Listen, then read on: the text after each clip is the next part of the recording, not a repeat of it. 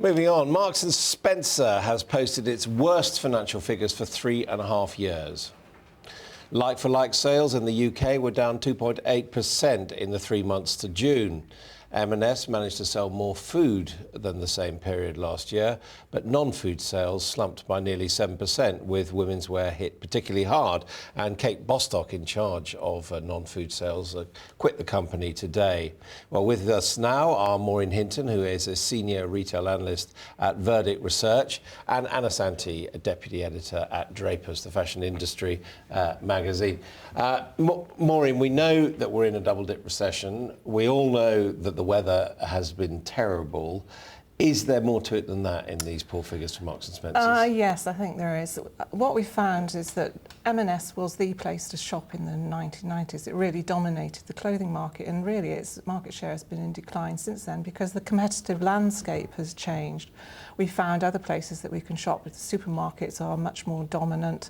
We shop at retailers like Hobbs and Fat Face and White Stuff. So what's happening is that although M&S has still got the leading market share, it's losing. So it's not fair to say that everyone is in a slump at the moment? No, I mean, you see John Lewis is doing well, Debenhams is keeping up, Next is doing okay. I mean, everybody's finding it difficult. It's raining hard and it's difficult to sell seasonal product, but others are managing to keep above the water. Ana Santi, is Marks and Spencer's problem that it's trying to please too many people? There's not enough focus on who they are, what sort of brand they are? I think absolutely, you're right. I mean, it sits in that middle market, which is difficult as it is. So it's trying to please so many people as the UK's biggest clothing retailer. And I think the fact that it has 7 brands, last time I counted, I think that's too many.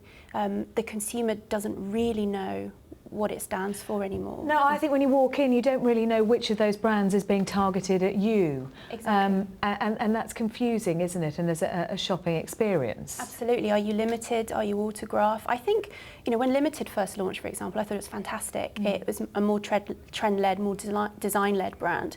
And I think it did that really well. It interpreted the key trends to the M&S customer. But I think, God, I went in there not too long ago and I saw the tiniest, brightest pair of orange shorts.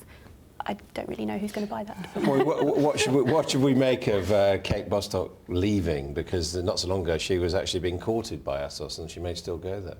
Well, unlike banks, if you don't perform in retail, you lose your job. So I think it's a case of, somebody's got to take the hit, and she's in charge of clothing. Hopefully, Belinda Earl, when she comes in, she was the chief executive of Debenhams, which did really well at defining what its brands were all about. If she can do that with M&S, that would be a great big help. As we say, it's very confusing if you go in there at the moment. So a tough challenge for her. Let's hear what shoppers have been saying about Marks and Spencer's. We've been talking to them on the high street.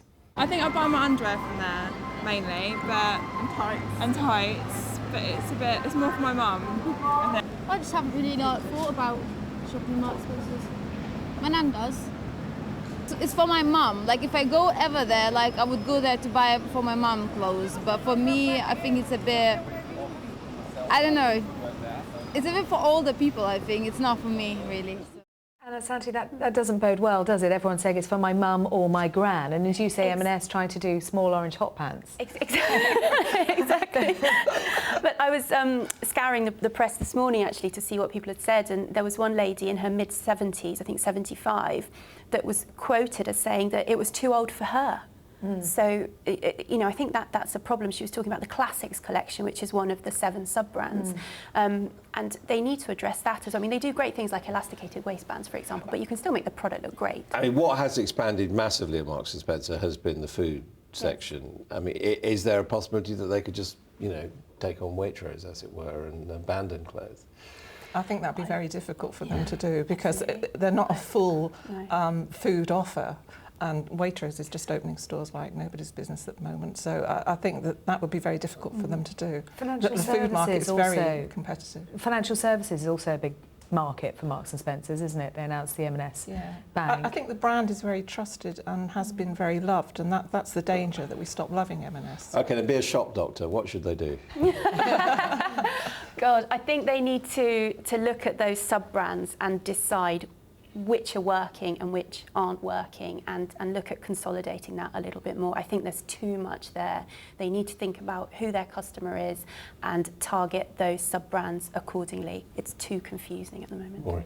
I'd agree with that. It really needs to segment its brands. We've been saying this at Verdict for the last 10 years. It's got those brands, but they're very confusing. It needs to segment them just like a department store would. It's a big organisation, though. Is it capable of turning itself around quickly enough? And that is the big problem, that Mark Bolland has got this strategy which makes a lot of sense, but it's not being implemented, it's not being executed, and they really need to speed things up. And I think with a big organisation, that is very difficult. I was going to say, you talked about speed there. Is that part of the problem? Because shops like Primark and things can copy trends very, very quickly and get them into their stores. With Marks and Spencer's, the way it works, it takes a lot longer, doesn't it?